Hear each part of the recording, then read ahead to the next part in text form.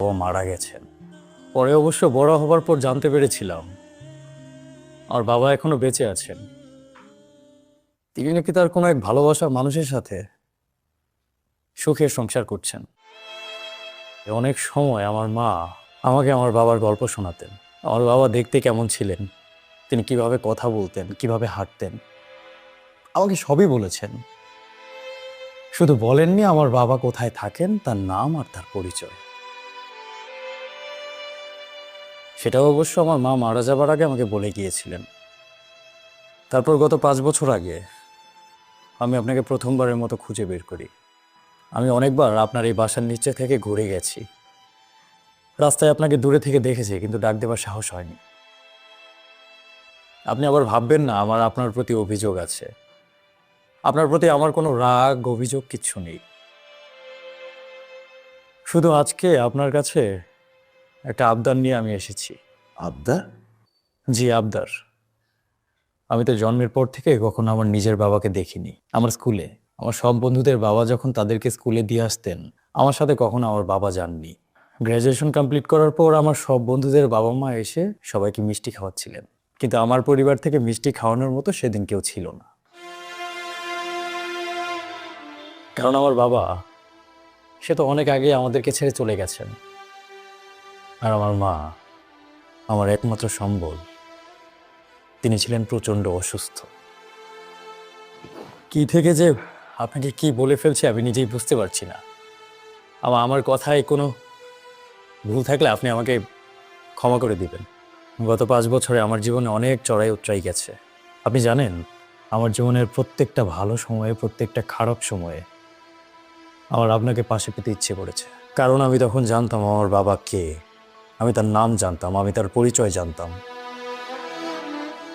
আমি চাইলে আমার বাবার কাছে ছুটে যেতে পারতাম, কিন্তু পারবো পারবো করে কেন যেন পারিনি। আমি 2 বছর আগে বিয়ে করেছি। 14 দিন আগে আমার প্রথম সন্তান হয়েছে। আমি ওর নাম দিয়েছি আবির, আবির রহমান। আগামী সপ্তাহে আবিরের আকিকার অনুষ্ঠান হবে। আমার না কেন যেন খুব ইচ্ছে আপনি আমাদের সেই অনুষ্ঠানে থাকবেন। আমি সবাইকে বলবো আমার ছেলের অনুষ্ঠানে আমার বাবা এসেছে। আপনি কি প্লিজ আপনার একটু সময় বের করে আমাদের অনুষ্ঠানে আসবেন? তোমার কথা শুনে যা বুঝলাম তাতে বোঝা যাচ্ছে তিনি আমার সন্তান, আমার জীবনের প্রথম সন্তান বলে।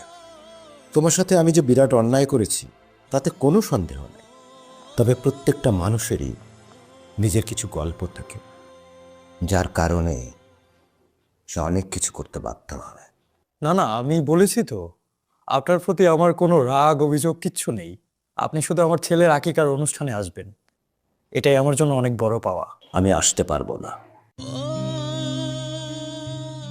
আমি জানি আমি তোমার মায়ের সাথে যেটা করেছি খুব অন্যায় করেছি, কিন্তু এখন আমার নিজেরও তো একটা সংসার আছে। আবার এই পক্ষের স্ত্রী জানে না যে আমি এর আগেও একটা বিয়ে করেছি, সুতরাং কখনোই আমি তোমাকে তাদের সাথে পরিচয় করিয়ে দিতে পারবো না। আমি চাইলেও পারবো না তোমাদের ওখানে যেতে। যদিও আমি তোমার ছেলের অনুষ্ঠানে যেতে চাই, কিন্তু আমি এখন রিটায়ার করেছি। কোথায় যাই, কি করি, সবই আমার স্ত্রীর জানাশোনার ভেতরে। হঠাৎ অপরিচিত কোনো অনুষ্ঠানে গেলে সে যদি ওটা নিয়ে ঘাটাঘাটি শুরু করে, আমি বিপদে পড়ে যাব। বাবা, আমি বাইরে যাচ্ছি। আম্মুকে বলে দিবে যাতে চিৎকার চেঁচামেচি না করে, ফিরতে আমার একটু লেট হবে।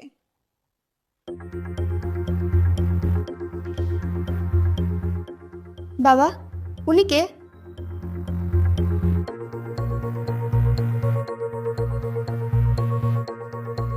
তুই চিনবি না? এটা আমার গ্রামের বাড়ির চাচাতো ভাই আফজালের ছেলে।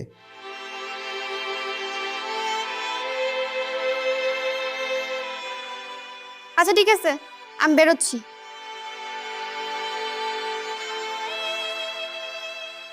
মা মারা যাবার পর আমি ভাবতাম আমার মা আমাকে কেন এত বছর আপনার ঠিকানা দেননি, আপনার পরিচয় দেননি। আজকে আমি বুঝতে পারছি আমার মা কেন এতগুলো বছর আপনার পরিচয়, আপনার ঠিকানা আমাকে দিতে চাননি। আগে আমার খুব করে আফসোস হতো কেন আমার বাবার পরিচয় আমার কাছে নেই। কিন্তু আজকে না আফসোস হচ্ছে যে কেন আপনার মতো বাবার পরিচয় আমার কাছে আছে।